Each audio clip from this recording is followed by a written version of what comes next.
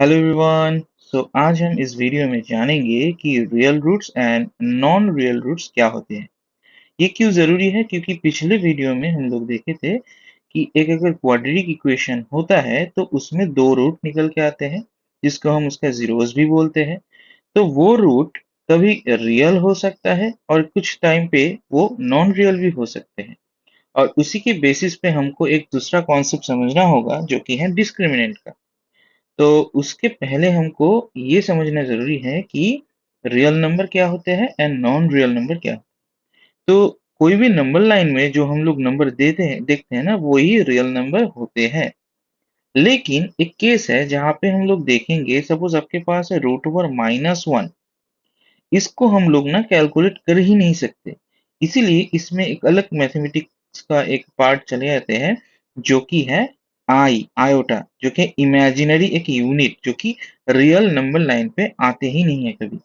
जैसे कि एग्जाम्पल, √, अगर -2 आ गया है कभी भी कहीं पे, तो उसको हम कहेंगे कि वो एक नॉन रियल नंबर है। अगर -3 आ गया रूट के स्क्वायर रूट के अंदर, तो उसको हम कहेंगे एक non real number and so on. Suppose आपके पास आया एक number root over sorry so आपके पास अगर अगर एक नंबर आ गया, सपोज वो है √/-4, तो उसको हम क्या कहेंगे? उसको हम कहेंगे 2i। क्यों? क्योंकि यहाँ पे हम इसका एक्चुअल वैल्यू रियल में नहीं निकाल सकते। इसलिए बोला जाता है कि i जो होता है ना, वो इक्वल टू √/-1 है और आई स्क्वायर है -1। ओके। सो इसी के बिहाफ पे हम लोग सीखेंगे कि क्वाड्रेटिक एक्सप्रेशन क्या होते हैं। इक्वेशन हम लोग देखे थे कि where a not equals to 0, जहाँ पे ax² plus bx plus c होते हैं। और यहाँ पे एक चीज आता है जो कि है डिस्क्रिमिनेंट। डिस्क्रिमिनेंट क्या होता है? जो आपको ये समझा देते हैं कि कोई भी अगर क्वाड्रेटिक इक्वेशन हो, उसका जो सोल्यूशन है वो रियल होता है कि नॉन रियल होता है। पहली बात तो ये।